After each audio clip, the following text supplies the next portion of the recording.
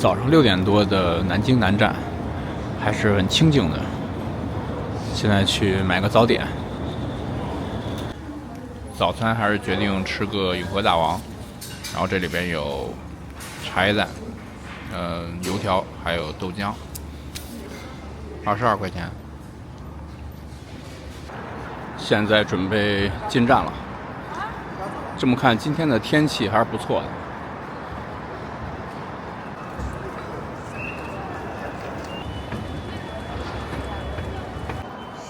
早上7点钟的南京南站就已经感觉很繁忙了。我是最前面的 A24、25，在那边上火车。这边阳光已经照射进来了。如果说杭州西湖是因为这个新白娘子传奇而被家喻户晓，那么苏州的寒山寺呢，是因为一句姑苏城外寒山寺而被千年传颂。那么今天我们要去的这个城市呢，是因为李白的一句诗词，叫做烟花3月下扬州，而扬州成为了无数人心中的江南梦。那么今天我们就坐高铁去一下这个扬州。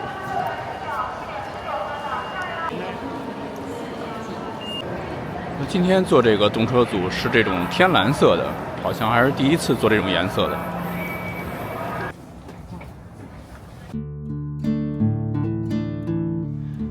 清晨7点半，小白从南京出发去往扬州。车站还带着一点清晨的凉意，但人流已经开始动起来，像这座城市一样有序而有节奏。坐上高铁，窗外的风景缓缓后退，城市的喧嚣被甩在身后，阳光也开始透进车窗，照在座椅和我的身上。从南京到扬州1个小时出头的路程，不远，但我很期待。期待一座慢城市的步调，期待园林、小巷和瘦西湖的风景。这趟高铁不只是让我换了一个地方，更像是换了一种生活的节奏。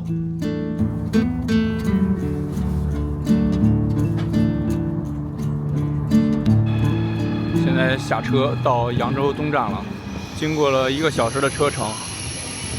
大家可以看到，我坐这趟列车是有一点湖蓝色的。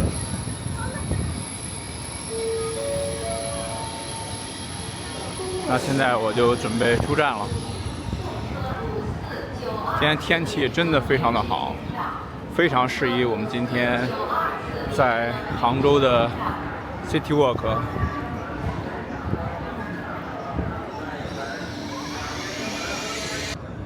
现在出来了，这边是公交站，然后在这边是一个高铁的一个广场。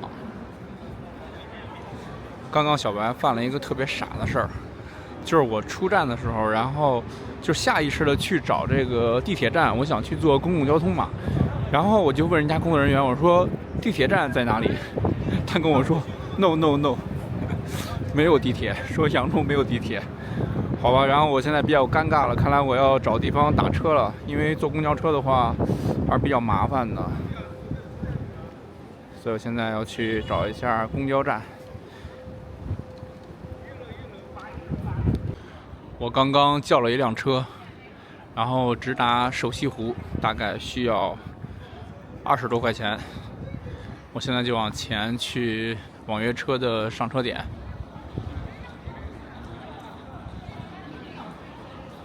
人家都说烟花3月下扬州，其实古人说的3月是农历的3月，那么也就是我们阳历的4月，所以现在正是时候。这几天正好是4月底，我们赶在5一前来扬州玩一玩。因为之前我来也是几年前了，我记得最开始的时候，上海到这边还没有这个高铁什么的，然后包括它有一个机场叫做扬泰机场，就是扬州和泰州并用的一个机场。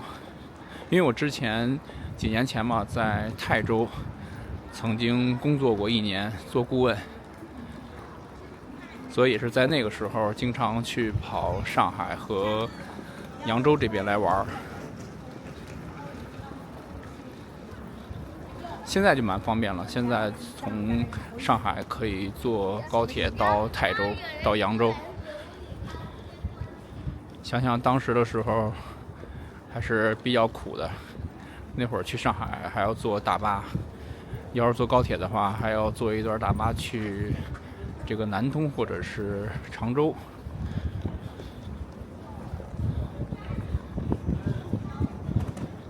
那么前面就到了网约车的候车区了，小白去等车了。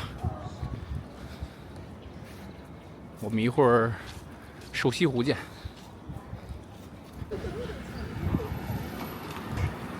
哎，就是这部车。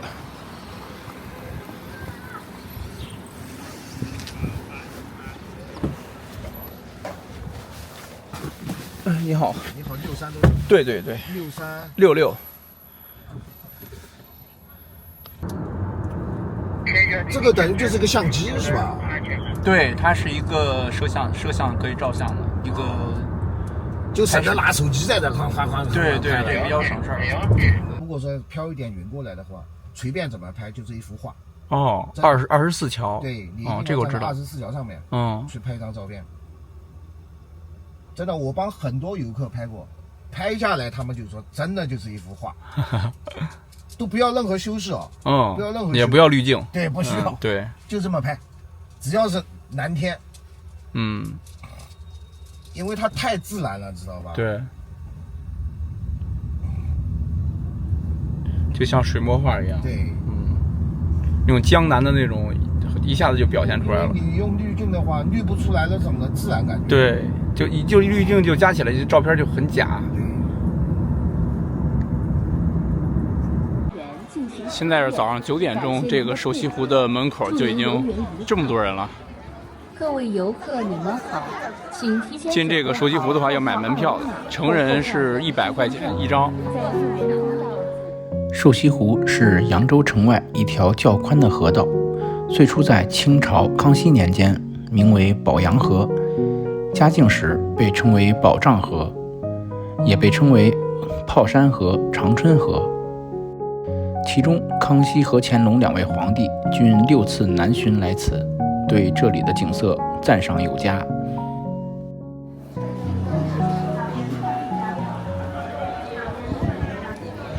这边有一个智能的导游，还有讲解员，看看是怎么收费的。来一天呢也是49块9，来3天呢还是49块9。看一下，弄定位的。刚刚智能讲解的那个戴耳机的是49块9，这边有这个摇橹船，摇橹船的包船价格是500元，散票的价格是画舫船是60块钱一位。好贵啊，感觉。少掉了，坐2条摇橹船，有没有坐摇船的？人家从西门进来的，东南西北有4个门的。这边有一个路线。西门。到北门。它这边的这个船的价格真的是蛮贵的，我觉得西湖那个就已经很贵了。而且它这个摇橹船的话，要坐，好像人挺多的，体验感应该也不会很好，适合一家人。但是小白一个人的话，就今天就决定不坐船了。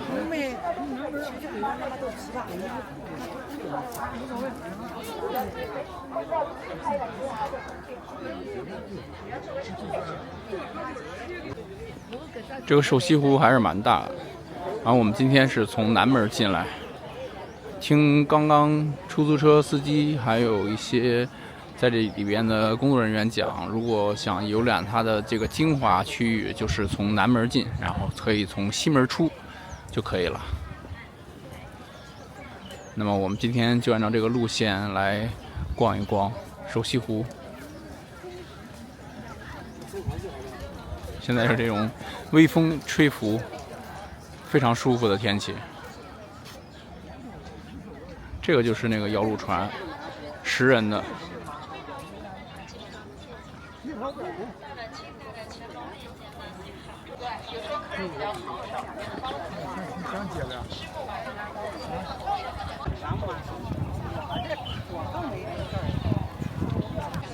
这边是写着长堤春柳。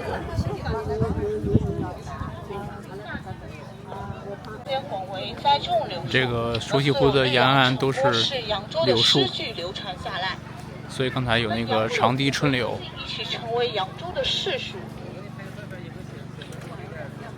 对，扬州有2个市树，是银杏和杨柳；2个市花是琼花和芍药。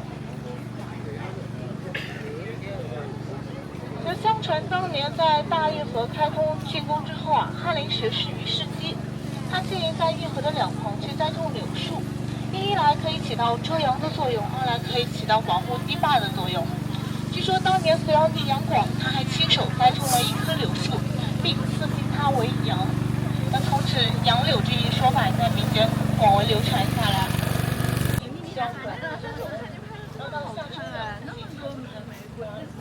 从这里边走也可以看到很多的桃树。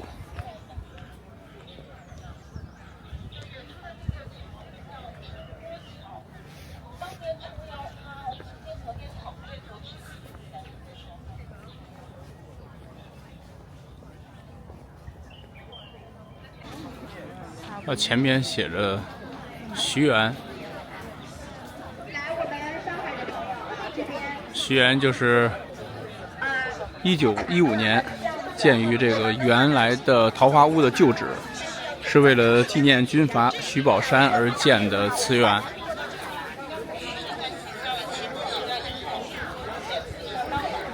于是它后面的春秋满园就上了另外一个字体。其实它这个园远看是一棵虎在里面，那这个因为徐宝山他这个人他是比较巧思，他其实在暗损徐宝山这个人，说你生前多么风光，你死后只能被框在这边一辈子的这个笼中之虎。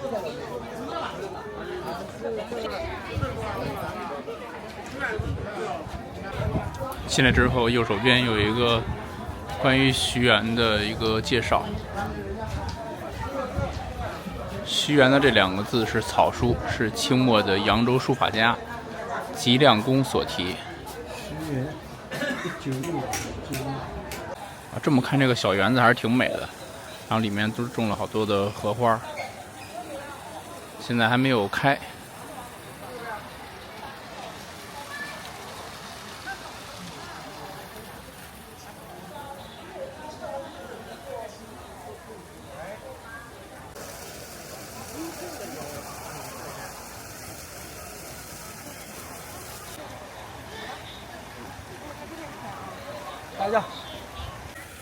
大家可以看到这个桃树的叶子还有枫树的叶子有这种反光，都是这个阳光照在湖面上倒映出来的。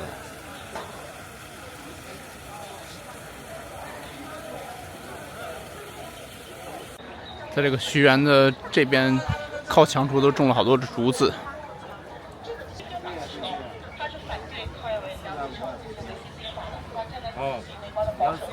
但是他作为一个教育家是非常成功的。他在无锡市创办了很多学堂，那他的学堂是不仅教授4书5经，也教授数学、科学、物理这些新兴和我。这里还有一个诗碑。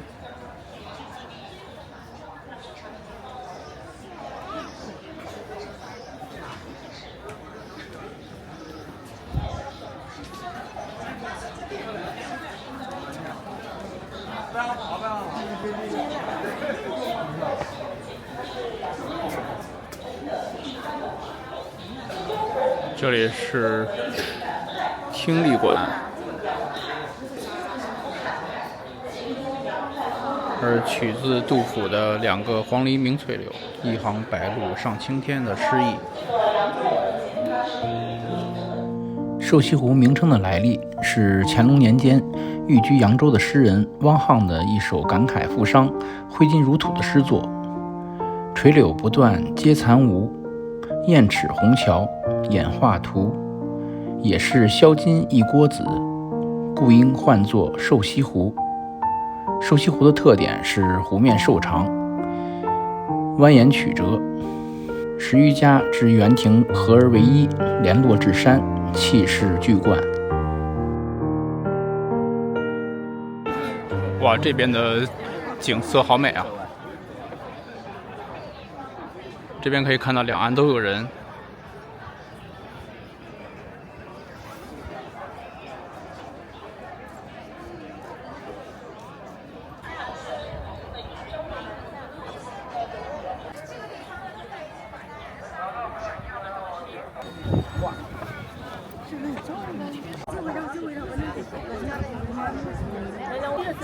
这个桥上照相的人很多呀。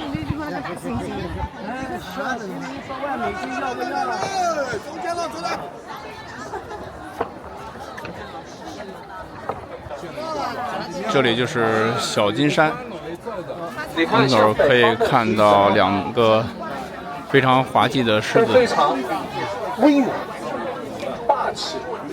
你看这个狮子是什么？这个叫孝狮啊，这是孝狮。这个年山啊，它做生意啊，和气生财啊，孝狮。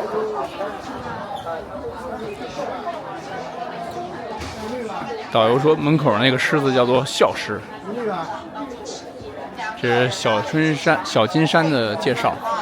所以有一天，苏东坡去到这个镇江金山寺来看这个佛印图像，因为佛印呢当时呢在讲明说法，你像赵马南人，对不对？啊，你像赵马南人，就是他们前头的人是2个人约法3章啊，怎么约法3章法？5局3胜，如果你前头上面第一局你要差不输了，所以他把他的玉要带。哦，原来啊。所以说镇江金山寺有个牛玉局，然后我们第2年呢啊，我们的历史呢啊口语师，所以把它的为什么要把它取名叫小金山呢？在清朝时期呢，上面呢种植了梅花啊，这一景呢称之为叫做梅顶春森，也是我们秦24景其中之一景。之所以称之为叫小金山，它是引用了一个典故。那这个是什么典故呢？北宋时期的一个典故。咱们来看一下右手边，潭子皆空，玉局可曾留待去？如泉不大，金山也可过将来。这个讲的是什么呢？是在北宋年间苏东坡的一个典故。苏东坡呢，在公元1092年的时候呢，他在扬州担任过一个地方官，就是扬州知州，就相当于呢我们现在扬州市长这样的一个职位。他跟镇江金刚寺的方丈呢火印是朋友，经常会在一起闲聊。那有一次，这个苏东坡就讲了：扬州无山，咱们下棋打个赌，要是你输了，就把你们镇江的金山给收过来。那这个佛印就说了：那要是你输给了我啊，那是什么呢？他说留下他身上的玉带，所以叫什么呢？潭子皆空，玉局可曾留待去？他把玉带留在了哪里呢？留在了镇江的金山。那我们说玉带好取，金山难移，金山是不可能移过来的。那到了清朝时期，有人说你们瘦西湖好归好，但是你们有水没有山，他们说有赢过镇江的金山，所以引用这个典故，把一个什么呢？用一个小字把它引用过来，叫如泉不大，金山也可过将来，把这个景点命名叫什么呢？叫做小金山。在小金山里面呢，有一个大家值得看的就是什么呢？一块。我们从这边可以看到远处这种金黄色的顶子的这个亭子，那边应该就叫做五亭桥了。一会儿我们可以过去看一看，因为那桥上有5个亭子，得名五亭桥。这边是乾隆馆。再拍一张吗？要不要？要。好，来2个人看看。因为乾隆是真的爱江南啊。这里边应该都是卖一些文创类的产品。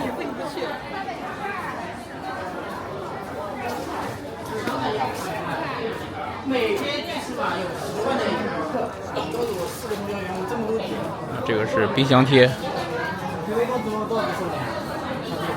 从这个角度就可以看到一座白塔，这个白塔怎么感觉和北京的秦皇岛上那座很像呢？我们沿着中间这个河岸继续往前走吧。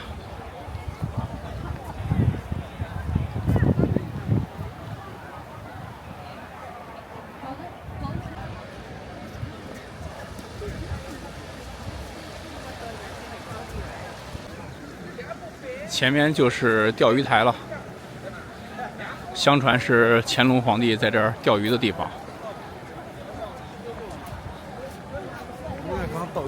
而且据说它每一面的这个门，以它为框拍出来的景色都是不一样的。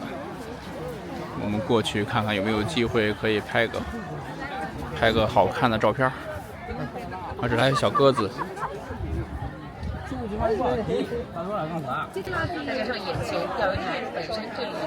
这里面就是钓鱼台了，这边可以看到武亭桥这个矿井，然后旁边这个矿井就可以看到白塔。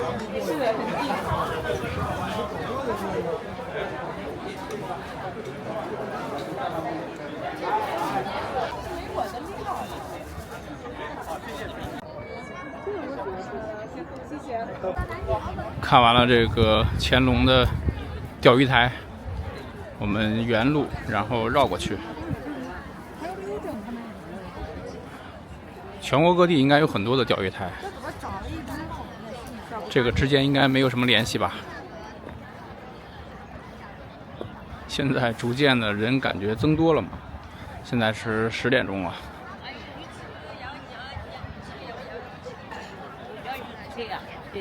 这边有一个导览，刚刚我们从这边就是乾隆馆还有钓鱼台过来，现在我们经过这个玉板桥，去向这武亭桥方向。啊，它那个注释还是都有韩文啊、英文啊什么的。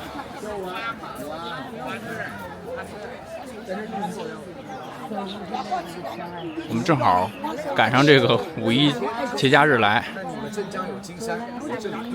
因为5·1的话，估计全国各个景点除了人还是人，就体验感应该会很差的。但是今天呢，感觉还好。我们看那个拱桥的那个下面的那个湖光。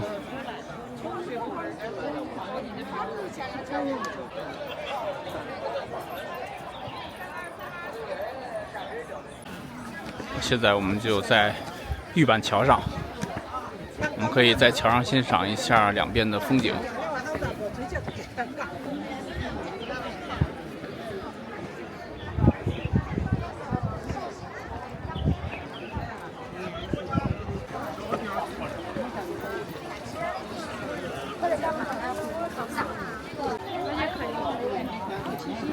从这个桥下来之后，往左边走就可以到万花园景区、24桥景区，还有武亭桥方向。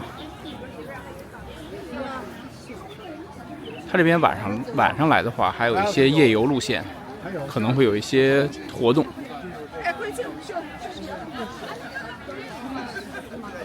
这边有一片鲜花绿植，这个就和我前2天上海国际花展的那个比，就差太多了。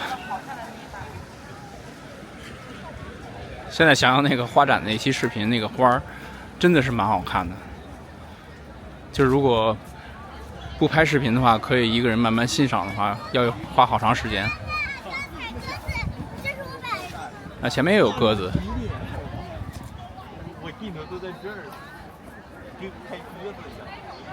这么看人还是挺多的，前面很密集的这个人群。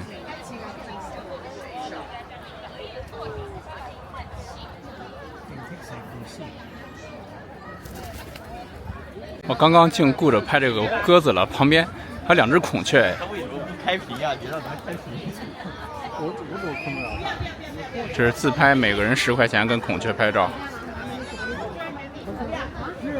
以前我大学，我们校园里面还有孔雀呢。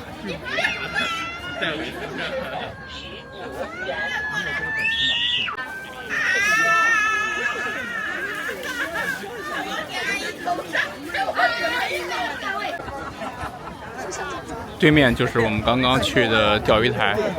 其实严重这种行为往大了说是欺负吧。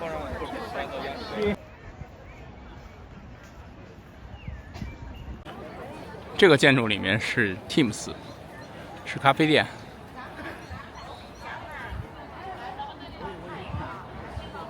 这边就是梅园，两边的这个月季，而蔷薇啊已经盛开了。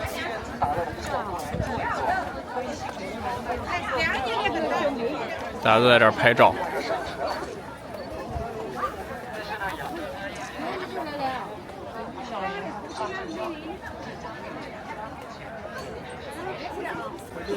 这边远处就是武亭桥了。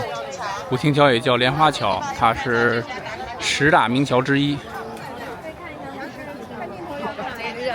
是瘦西湖的标志性建筑。就像一个玉带在这个瘦西湖上。武亭桥的正面和侧面总共有15个桥洞。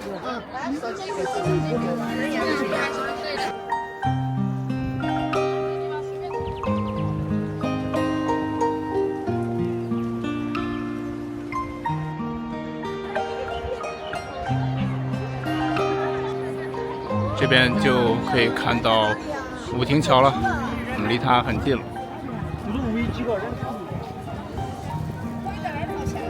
这个微风吹拂这个杨柳，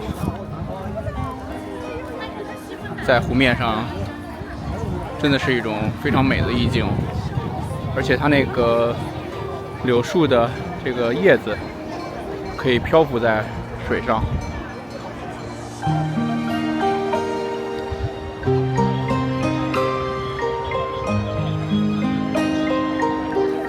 在武亭桥这边人真的很多，我们现在上去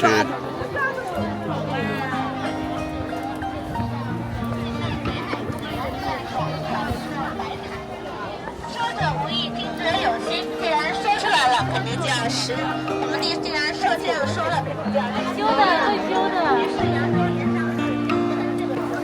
这个就是莲花亭。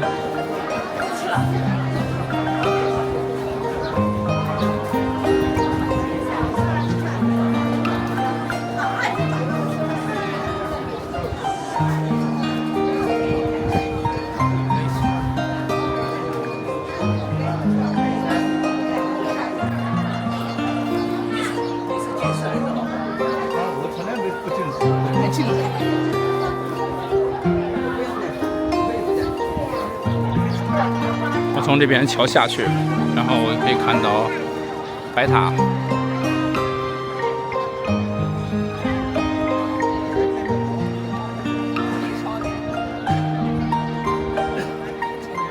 这边写着扬州盐商一夜造白塔。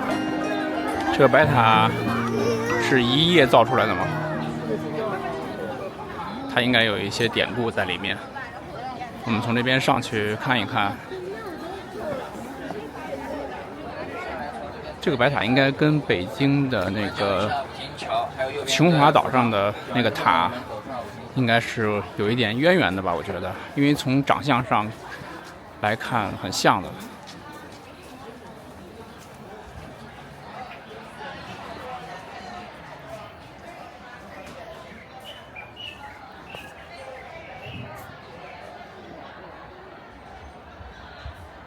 现在这个白塔也是禁止上去的。刚看了一下介绍，果然这个白塔是借鉴了北京的北海公园的琼华岛，它那个白塔建造的。相传是之前乾隆来到这个瘦西湖，他说这边和北海那边很像，就是差了一座白塔。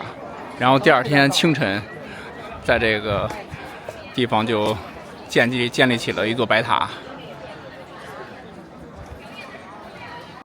在白塔这边还有一个寺庙，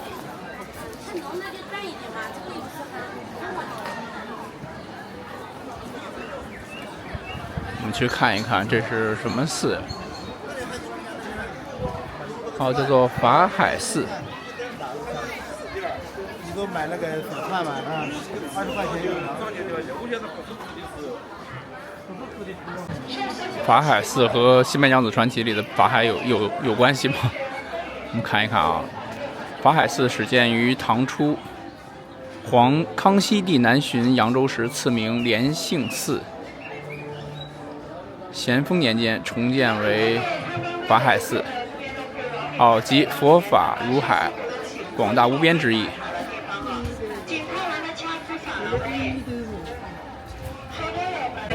然后这边有很多的小档口吃东西，大家现在快到中午了，都在这边买点小吃。我看看都有什么东西，水饺、牛肉面、鸡丝凉面、红糖糍粑、麻团、芝麻糊，还有一些冻柠茶、果汁，还有炸物，还有茶叶蛋、粽子。这边也有很多。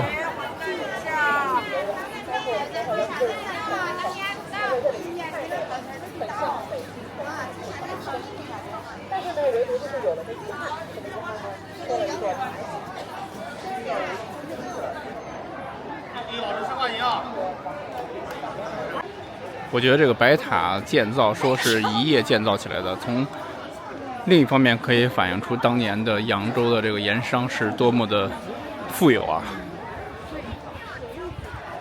这边是一个碑亭。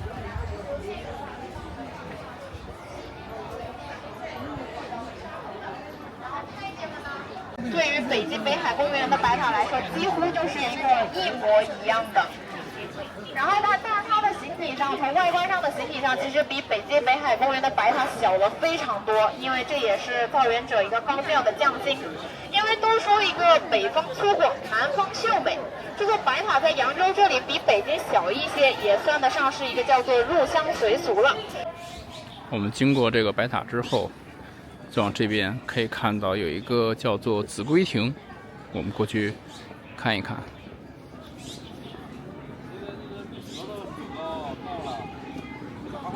哇，前边的那个花开的真的很旺盛，而且非常鲜艳。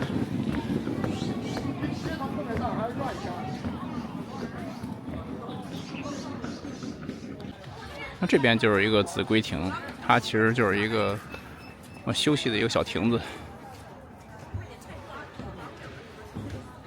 这边貌似有一大片的花儿，好大的月季啊！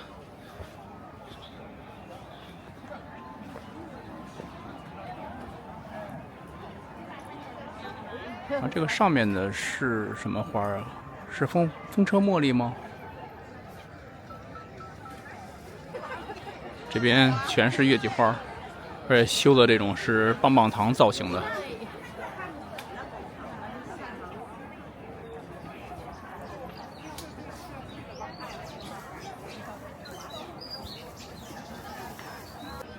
这边就像一片月季花海一样，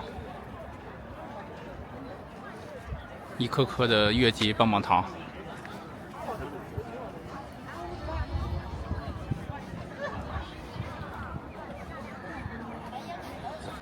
现在就是继续沿着这个路一直往前走去24桥。这边是玲珑花界，这些都是芍药。那么扬州有2种花特别的有名，一个就是琼花，然后一个就是芍药。琼花嘛，应该是我们所说的绣球吧。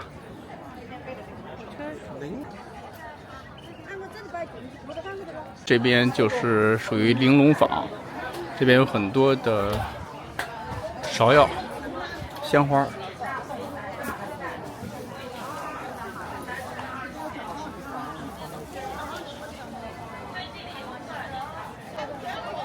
再顺着这个曲桥，就可以到24桥了。有很多阿姨穿的非常的艳丽。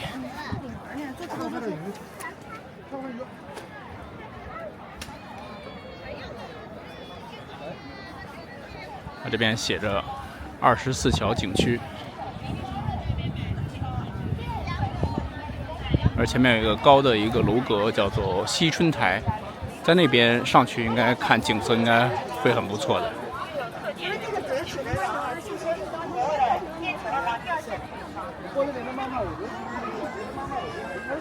24桥景区的一个介绍。因唐代诗人杜牧的千古绝唱《24桥明月夜，玉人何处教吹箫》而得名，由西春台、望春楼、小吕将军画本和24桥等景点组成，再现北方皇家园林之气概。据说这个当年杜牧给大家留了一个谜题，就现在不知道这座桥的名字是叫做24桥，还是说它是第24座桥？眼前呢，这个就是24桥，它是后来重建的，总共有海白玉栏杆24根。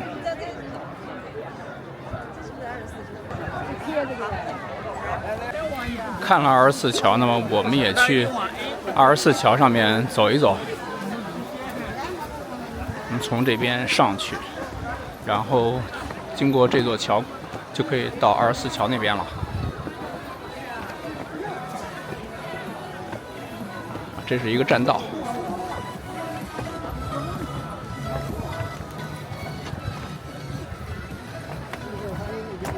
这边是由上由下，然后有这种石板街。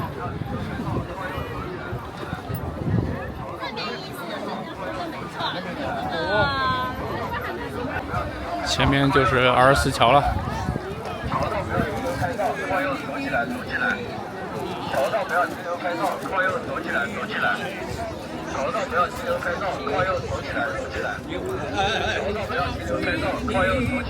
来。不要停留拍照，靠右走起来，走起来。这边就是西春台，但是好像禁止入内，应该是。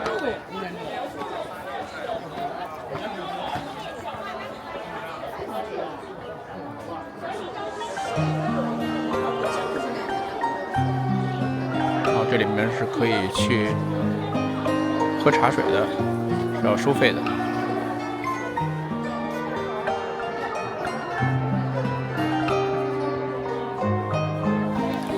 好了，现在我们就从西门出去，基本上瘦西湖的精华所在，也就是刚刚我们走的这些区域。那么如果想走其他的区域，也可以，待会儿还有很大一部分可以走。100块钱的门票，之前好像是150，然后后来降到了100。里面的游船嘛，价格也比西湖要高一点，但是这个可能不能互相比较吧。大家可以看这期视频做一个参考，看看瘦西湖是不是值得来，然后是不是值得来这个花钱坐船。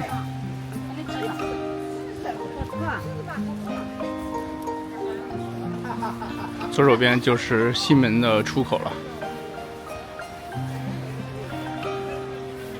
那么这次西湖就我个人而言，花100块钱门票的这种体验和这种景色，我觉得似乎没有超越西湖，而且可以100多块钱西湖坐那个摇橹船的体验感和那个欣赏的那种风景，可能是这儿没有办法给予的。